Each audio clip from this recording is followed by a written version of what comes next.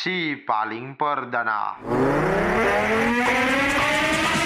Banjir yang disebabkan meluapnya anak Sungai Bengawan Solo telah merendam 538 hektar sawah di 17 desa yang tersebar di 7 kecamatan di Kabupaten Sragen, Jawa Tengah. Sawah yang terdampak merupakan tanaman padi musim tanam pertama dengan usia tanam antara 40 hari hingga 97 hari, sehingga dikhawatirkan akan mengalami gagal panen. Meskipun ketinggian air sudah mulai berkurang, Kepala Dinas Ketahanan Pangan, Pertanian dan Perikanan Kabupaten Sragen berharap padi masih dapat diselamatkan jika genangan air hanya berlangsung selama 2 hari. Gagal panen diperkirakan hanya akan terjadi jika genangan air berlangsung lebih dari 3-4 hari yang menyebabkan padi membusuk. Saat ini belum ada bantuan sosial yang diberikan kepada para petani yang terdampak banjir. Namun pemerintah daerah menyatakan akan memprioritaskan bantuan bibit atau bentuk bantuan lain jika ada program yang tersedia.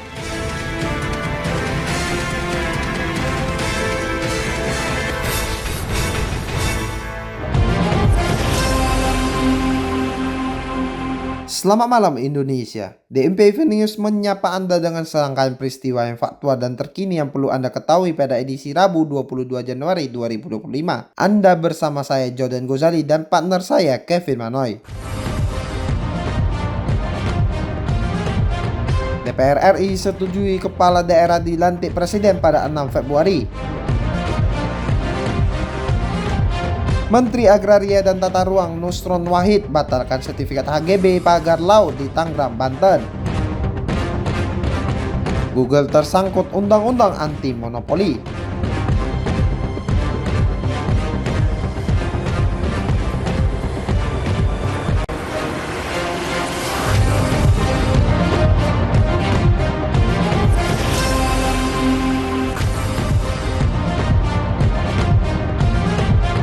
Kita mulai informasi pertama dalam DEP News pada malam hari ini dengan peristiwa sebuah mobil bermerek Toyota Innova berplat dinas Kementerian Pertahanan menabrak 4 orang di Jalan Palmerah Barat 2, Jakarta Barat pada Senin 20 Januari 2025 sekitar pukul 1:30 dini hari waktu Indonesia bagian Barat. Pengemudi mobil berinisial MS berusia 24 tahun, anak dari seorang ASN Kemenhan yang awalnya menabrak seorang pria yang berdiri di pinggir jalan, kemudian terus melaju hingga menabrak sepeda motor dan kendaraan lainnya. Kecelakaan tersebut mengakibatkan 4 orang luka-luka dan dilarikan ke rumah sakit. Sementara MS mengalami luka-luka akibat amukan massa setelah kejadian. Hasil pemeriksaan menunjukkan MS tidak dalam keadaan mabuk atau di bawah pengaruh narkoba saat mengemudi. Diduga ia panik setelah menabrak pejalan kaki dan berusaha melarikan diri. Mobil yang digunakan MS merupakan mobil dinas milik ASN Kemenhan dan pihak Kemenhan telah melakukan penyelidikan internal terkait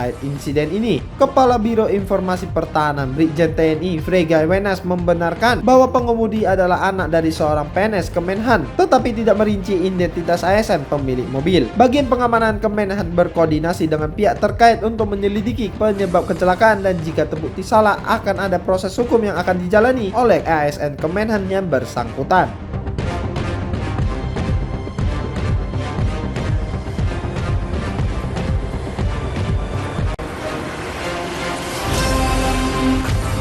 Komisi 2 DPR RI telah menyetujui pelantikan serentak seluruh kepala daerah terpilih hasil Pilkada 2024 yang tidak memiliki sengketa di Mahkamah Konstitusi pada tanggal 6 Februari 2025. Pelantikan tersebut akan dilakukan oleh Presiden di Jakarta kecuali untuk kepala daerah di Aceh dan Yogyakarta yang memiliki peraturan perundang-undangan khusus. Keputusan ini diambil setelah rapat Komisi 2 DPR RI dengan Menteri Dalam Negeri dan penyelenggara pemilu yang membahas jadwal pelantikan kepala daerah. Kepala daerah yang terpilih tanpa sengketa telah ditetapkan oleh KPU daerah dan diusulkan oleh DPRD provinsi, kabupaten, dan kota. Sementara itu untuk kepala daerah yang menghadapi sengketa, pelantikan akan dilakukan setelah putusan MK berkekuatan hukum tetap sesuai dengan peraturan perundang-undangan yang berlaku. Komisi 2 DPR RI juga meminta Menteri Dalam Negeri untuk merevisi peraturan Presiden terkait tata cara pelantikan, tidak hanya mengenai tanggal tetapi juga modifikasi jika ada pemecatan atau hal lainnya.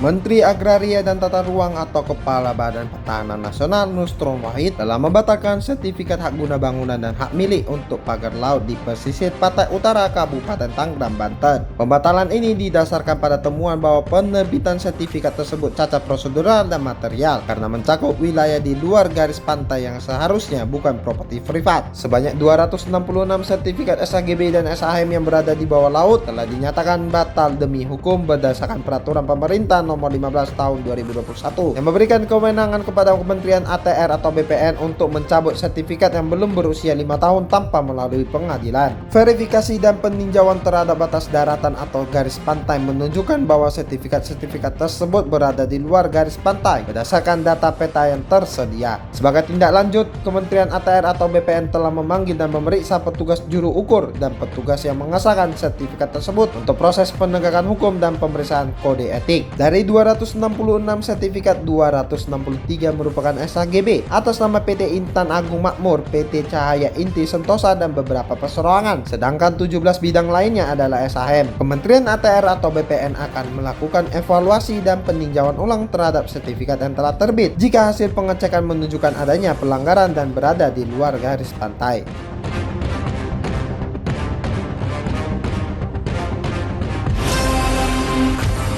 Komisi Pengawas Persaingan Usaha atau KPPU telah menjatuhkan denda sebesar 202 miliar rupiah kepada Google karena praktek bisnis yang dianggap tidak adil dalam sistem pembayaran Google Play Store. Putusan tersebut didasarkan pada sidang dengar pendapat yang menyimpulkan bahwa kebijakan Google berdampak negatif pada pengembang aplikasi di Indonesia dengan mengurangi keterlibatan pengguna dan menurunkan pendapatan mereka. Google dinilai melanggar undang-undang anti monopoli di Indonesia karena membebankan biaya hingga 30% kepada pengembang melalui sistem penagihan Google Play Billing. Google diduga memaksa pengembang menggunakan Google Play Billing dan mengancam penghapusan aplikasi dari Google Play Store apabila tidak memenuhi kebijakan tersebut yang dinilai merugikan pengembang aplikasi. Google Play Store sendiri memiliki pangsa pasar yang sangat besar di Indonesia yang mencapai 93%, sehingga praktik tersebut dinilai sangat merugikan persaingan usaha yang sehat. Pihak Google sendiri menyatakan tidak setuju dengan keputusan KPPU dan berencana untuk mengajukan banding dengan alasan praktek mereka berdampak positif pada ekosistem aplikasi di Indonesia dan juga telah menciptakan lingkungan yang kompetitif.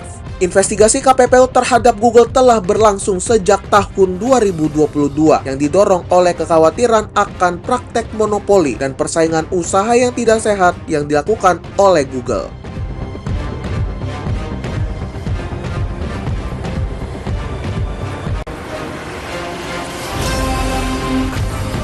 Bursa Efek Indonesia resmi meluncurkan Environmental, Social, and Governance Reporting atau ESG Reporting yang terintegrasi dengan sistem sarana keterbukaan informasi bagi perusahaan tercatat atau SPE IDXnet melalui form E020. ESG Reporting ini bertujuan untuk meningkatkan praktek tata kelola perusahaan dan transparansi data ESG dari perusahaan yang tercatat di pasar modal Indonesia sejalan dengan peningkatan jumlah perusahaan yang menerbitkan laporan keberlanjutan. Modul pelaporan ESG yang diluncurkan telah mengadopsi ASEAN Exchange Common ESG Metric dan selaras dengan peraturan OJK terkait keuangan berkelanjutan sehingga mendukung upaya integrasi standar ESG di kawasan ASEAN. Dengan adanya ESG reporting, BEI berharap dapat mendorong peningkatan kualitas dan kuantitas informasi ESG serta transparansi perusahaan dalam penyampaian data keberlanjutan kepada pemangku kepentingan. Informasi ESG yang lebih transparan diharapkan dapat membantu investor dalam pengambilan keputusan investasi yang berkelanjutan serta membantu perusahaan dalam mengidentifikasi dan mengelola aspek ESG secara komprehensif. Peluncuran ini diharapkan dapat mendukung kemajuan pasar modal Indonesia yang berkelanjutan, meningkatkan visibilitas ASEAN sebagai kelas aset dan memperkuat daya tarik ASEAN sebagai tujuan investasi bagi investor global.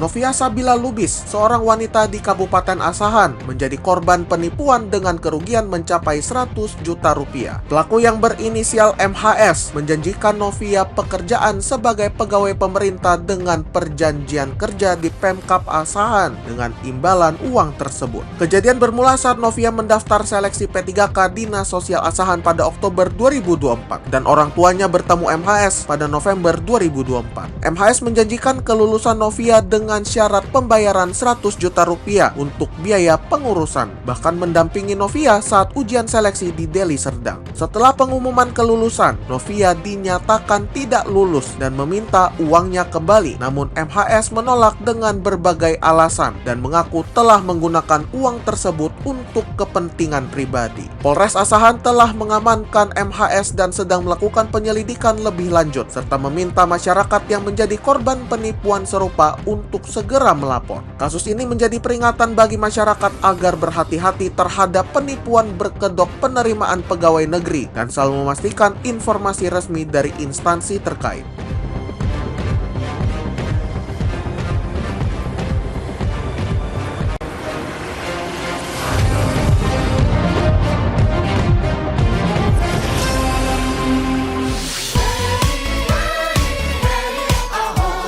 Prosperity for you. Terima kasih sahabat DMP telah mendengarkan DMP News untuk edisi 7 hari lagi menuju hari Imlek.